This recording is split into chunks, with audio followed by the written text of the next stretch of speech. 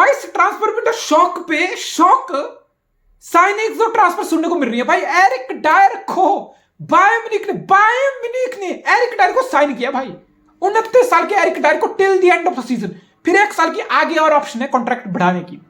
वैसे भी Eric Dyer का कॉन्ट्रैक्ट टॉटनहम हॉटस्पर के साथ by the end of this season खत्म होने वाला था। अब एरिक डायर है 29 साल का, तो 29 साल की एज में किसी प्लेयर को आप ये नहीं बोल सकते कि भाई वर्ल्ड कप पोटेंशियल है या उसकी इतनी सीलिंग है। नहीं भाई, या 20, 22, 24, 25, 26 साल के प्लेयर के लिए, 28 साल के प्लेयर के लिए भी ये टर्म यूज कर सकते हो, लेकिन 29 और 30 अप्रोचिंग प्लेयर के लिए आप ये टर्म यूज नहीं कर सकते। इट्स लाइक 29 साल का कोई प्लेयर है ना, बेसिकली आपको पता है इस प्लेयर की सीलिंग क्या है, आपको पता है कि ये प्लेयर मुझे क्या करके देगा। आप 29 साल के प्लेयर को ये साइन नहीं करते ये सोच के कि अच्छा शायद ये कर लेगा, शायद वो करेगा। नहीं, you know what will you be getting from that player. वो प्लेयर आपको क्या देने वाला है, उसका ऑलरेडी पीक ईयर्स यही होते हैं। सो बेसिकली थॉमस ट्यूकल को पता है भाई कि वो एरिक डायर से क्या चीज लेने वाला है, और बेसिकली मतलब हम इस साइनिंग से सेंस बनाने की कोशिश करेंगे कि भाई बायर्न म्यूनिख से बड़े क्लब ने एरिक डायर में आखिर क्या देख लिया। इस सीजन 4 अपीयरेंस टॉटनहम हॉटस्पर के लिए एंज पोस्टेकोग्लू के अंडर सिर्फ 4 अपीयरेंस है एरिक डायर की, सिर्फ 4, जिनमें से सिर्फ एक स्टार्ट है भाई। आधा सीजन खत्म हो गया, जनवरी लग गया है, सिर्फ एक स्टार्ट। तो आप समझो कि ये बंदा तो इस साल स्पर्स तक के लिए नहीं खेला, स्पर्स तक के लिए बेंच पे सड़ गया ये बंदा। तो बायर्न म्यूनिख इसके पीछे क्यों चलेगी भाई, बायर्न म्यूनिख ने इसके पीछे क्या देख लिया भाई, इसी पे चर्चा होगी आज कि आखिर बायर्न म्यूनिख ने क्यों एरिक डायर को साइन किया।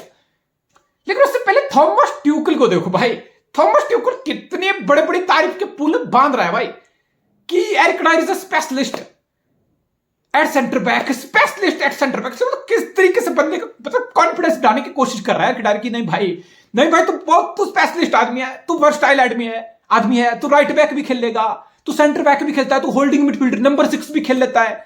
ऑब्वियसली पोचेटिनो के अंडर जब एरिक डायर, स्पर्स की ना एक एरा था जब स्पर्स बहुत अटैकिंग, बहुत अग्रेसिव फुटबॉल खेलता था, वो एरा पोचेटिनो के अंडर था। जब स्पर्स चैंपियन लीग का फाइनल भी खेला, जब स्पर्स प्रीमियर लीग में अपने हिस्ट्री की बेस्ट फिनिश सेकंड भी किया, तो वो एक किस्म से स्पर्स का एकदम से आप बोल सकते हो एकदम से एक पीक हिट कर रहा था स्पर्स। सबको लग रहा है Spurs could be a top dog, could be a big dog. Obviously उसके बाद डाउनफॉल हुआ।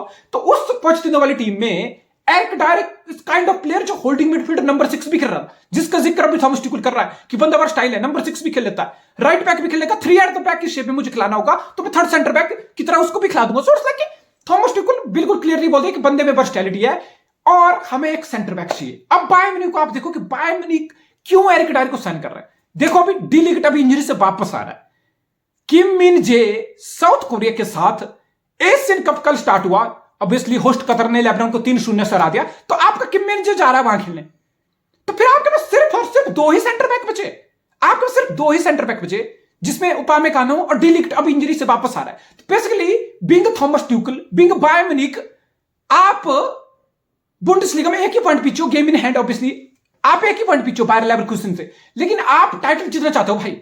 आप इसके आप देख रहे हो कि मेरे पास अगर डी लीगट का एकदम से वर्कलोड बढ़ा दूंगा, इंजरी से वापस आया, हर गेम उसको घिसूंगा, तो बेसिकली मुझे एक थर्ड सेंटर बैक चाहिए, मुझे एक थर्ड सेंटर बैक चाहिए। तो देयर यू गो। फिर आप बोलोगे लियोन गोरेत्सका को बहुत बार वो खिलाने की कोशिश करता है, फिर मिडफील्ड में वो पाव्लोविच 19 साल के उसको खिला रहा है, ग्रेरो को खिला रहा है, किमी को खिला रहा है, तो मिडफील्ड में आपके ऑप्शन घट रहे हैं। और थॉमस ट्यूकल खुद बोला अगर मुझे 3 एट द बैक जो थॉमस ट्यूकल चेल्सी में खिलाया भाई, जिस फॉर्मेशन से थॉमस ट्यूकल चेल्सी में चैंपियन लीग जीत गया, वो 3 एट द बैक थी। ऑब्वियसली बायर्न में अभी इसने नहीं खिलाया, लेकिन बीइंग थॉमस ट्यूकल अगर आपको 3 एट द बैक खिलाना हो ना, तो फिर आपको एक और सेंटर बैक चाहिए भाई। और बेसिकली किसी एक को इंजरी होगी तो फिर आपको सेंटर बैक ऑप्शन नहीं है। तो बेसिकली एरिक डायर की साइनिंग यहां पे आप बोल सकते हो थोड़ी सी सेंस बनती है कि बायर्न म्यूनिख को एक सेंटर डिफेंडर चाहिए था। देयर यू गो, उनको एक डिफेंडर चाहिए था। फिर आप बोलोगे एरिक डायर ही क्यों? एरिक डायर तो सीजन जैसे मैंने बोला एक ही मैच स्टार्ट किया पूरा सीजन। तो basically it's like Bayern Munich को पता है वो एरिक डायर से क्या करना चाहती है। वर्सटैलिटी हुआ राइट बैक की तरह 3 एट द बैक शेप में, तो समझ लो इट्स लाइक मतलब थॉमस ट्यूकल को एक सेंटर बैक चाहिए था। And there you go, Eric Dier को लग रहा है एरियल डुअल बॉल ठीक ठाक जीत लेता है, वर्सटैलिटी है, तो कहीं ना कहीं इट्स लाइक वो प्रोफाइल फिट करने की कोशिश की जा रही है। एरिक डायर स्पर्स में भाई 365 अपीयरेंस है 2014 से लेके, मतलब इट्स लाइक बंदा 9 साल स्पर्स को अपने दे दिया। इंग्लैंड के लिए भी 49 के क्लोज अपीयरेंस, इट्स लाइक कोई नया खिलाड़ी नहीं है, कोई ऐसा प्लेयर नहीं है, सिर्फ शॉर्ट टर्म फिक्स। अब तुम कॉन्ट्रैक्ट खुद ही लिख लो, कॉन्ट्रैक्ट सिर्फ till the end of season है with option to extend for the 1 year. तो आप यहीं से समझ सकते हो कि बायर्न म्यूनिख जैसा क्लब भाई, बायर्न म्यूनिख जैसा क्लब किसी भी प्लेयर को ऐसे ही रात रात उठा के साइन नहीं कर लेता कि हाँ भाई प्लेयर चाहिए, अच्छा वहां से ले, नहीं नहीं, दे दो कि स्पेसिफिकली डिटेल उनको पता होती है कि मुझे इस प्लेयर से क्या चाहिए। एंड ऑब्वियसली 5 मिलियन की फी पे कर रहे हो, and I don't think so Eric Dier को आप बहुत बड़ा कोई कॉन्ट्रैक्ट दे रहे हो, और बेसिकली 4 महीने का कॉन्ट्रैक्ट है। और बेसिकली एरिक डायर ऐसा नहीं कि आते ही स्टार्टर बन जाएगा, नहीं, डी-लिंक्ड स्टार्टर होगा, उपामेकानो स्टार्टर होगा, 1 महीने बाद किम मिन जाएगा, ये आपके टॉप 3 सेंटर बैक हैं। So basically Eric Dier is kind of backup, it's kind of backup. Kim Min अभी साउथ एशिया कप खेलने जा रहा है, तो बेसिकली डी-लिंक्ड इंजरी से वापस आ रहा है, तो थोड़ा बहुत भी मिनट्स अगर डी-लिंक्ड की शेयर कर पाता है कोई बंदा, that's Eric Dier. So basically इसलिए कि नहीं, थोड़ा सरप्राइजिंग लगता है कि Eric Dier to be honest एक एवरेज प्लेयर है, सो एरिक डायर को बायर्न म्यूनिख साइन कर रहा है, तो थोड़ा बहुत होता है कि एक सरप्राइज जैसा सकते हैं। बायर्न म्यूनिख जैसा क्लब ऑब्वियसली एरिक डायर के लिए एक बड़ा सपना है। ऑब्वियसली कोई प्लेयर किसी क्लब के लिए साइन होता है तो क्या ही बोलता है, वो वही रटी स्क्रिप्ट बोलता है कि it's a dream come true, as a child it was dream to play for this club that club, it's one of the biggest club in the world, it's one of the best stadium in the world. लेकिन Bayern के लिए चीजें fit होती है भाई, Bayern के लिए चीजें फिट। कोई भी प्लेयर बोलेगा कि मेरा बचपन का सपना था बायर्न के खेलने के लिए, एब्सोल्युटली ट्रू, क्यों नहीं होगा? It's one of the biggest club in the world, है it's one of the best stadium in the world, Allianz Arena है, तो he speaking the facts, is absolutely speaking the facts. और आप Thomas ट्यूकल हो ना, आपने बायर्न म्यूनिख ने 100 million Harry Kane के लिए दिए, बायर्न म्यूनिख जैसे क्लब ने भाई 100 मिलियन एक प्लेयर के लिए दिए, वो सिर्फ बुंडेसलीगा जीतने के लिए नहीं दिए। आप समझो कि बायर्न म्यूनिख किस डायरेक्शन में आगे बढ़ रहा है। बायर्न म्यूनिख ने पिछले मिड सीजन नैगल्समैन को साइड किया, वो सिर्फ बुंडेसलीगा जीतने के लिए साइड नहीं किया था, champion league.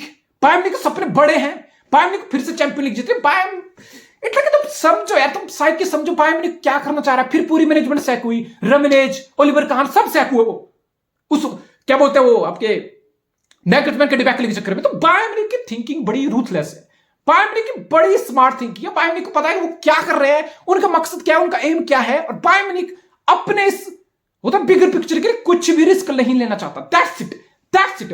Eric Dier is kind of backup. 2 centre back के साथ कोई भी स्क्वाड टॉप लेवल पे कंपीट नहीं कर सकता, आपको तीसरा सेंटर बैक चाहिए। That's it, that's where Eric Dier fits the profile, and also because of his versatility.